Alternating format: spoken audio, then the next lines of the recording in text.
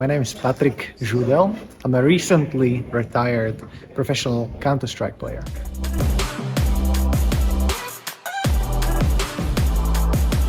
What would your average day be in terms of gaming? Because you were obviously a professional esports. I'd say we were playing around 8 hours per day, to be honest. Including that is already like playing individually. So I would start the day with warming up, and then we would connect with the team, and then we would play around 7 hours of Counter Strike every day, excluding the weekends or sometimes. Yeah, I'd say 5 days a week. I remember I was getting to bed after a full day of gaming, and I heard this really loud ringing noise, and that bothered me. So I had a hard night sleeping because it was so much in the foreground, and it never really left since. It got a bit quieter, but it never really left.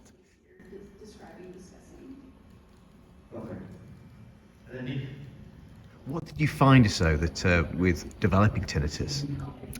For sure, it had impacts on my mental health. I mean, if you start researching into something that's happening to you and it starts to look like it's never gonna go away, of course, it's gonna have some impacts. It got me worried, and it was pretty heavy on my emotional well-being, I would say.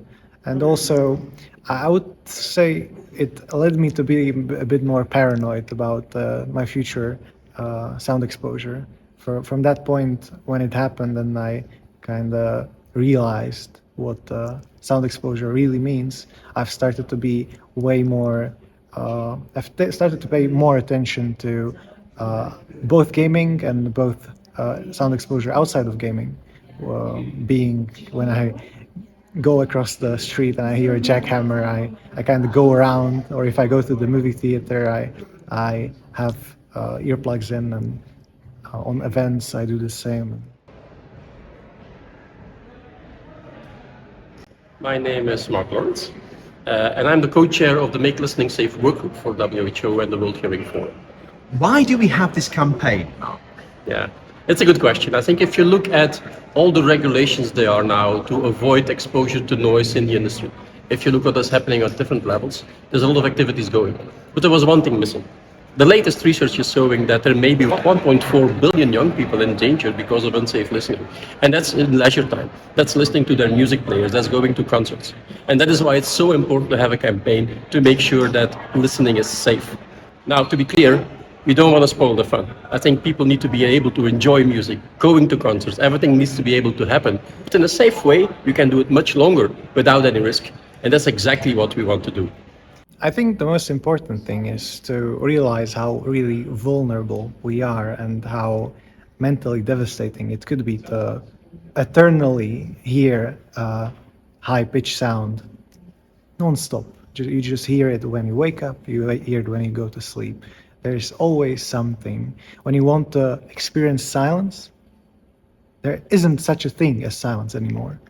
And that's, I think, if people would try to empathize with that notion of imagining your life without silence, I think that could lead people to be more careful.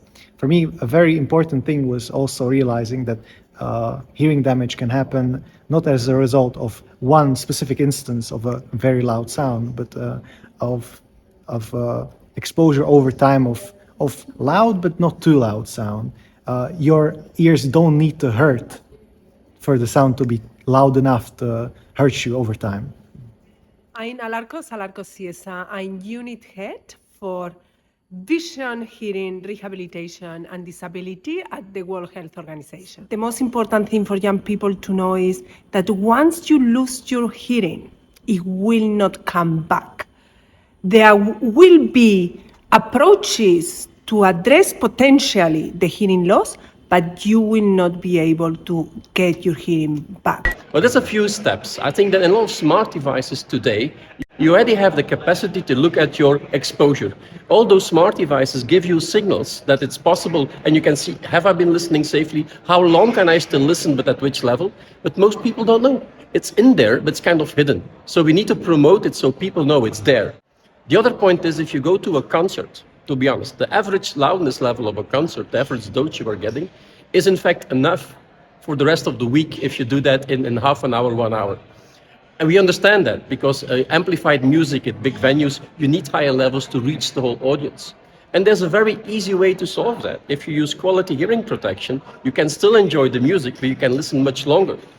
And if you are concerned that you won't feel the music, try to be at a concert with good ear protection in. You will feel the vibration on your body. You will still be very happy. All your endorphins will be there to make you happy, but you don't bring your hearing at risk. So make sure it's fun. Make sure you enjoy all the sounds of life, but please do it in a way so it's in a safe way while still enjoying it.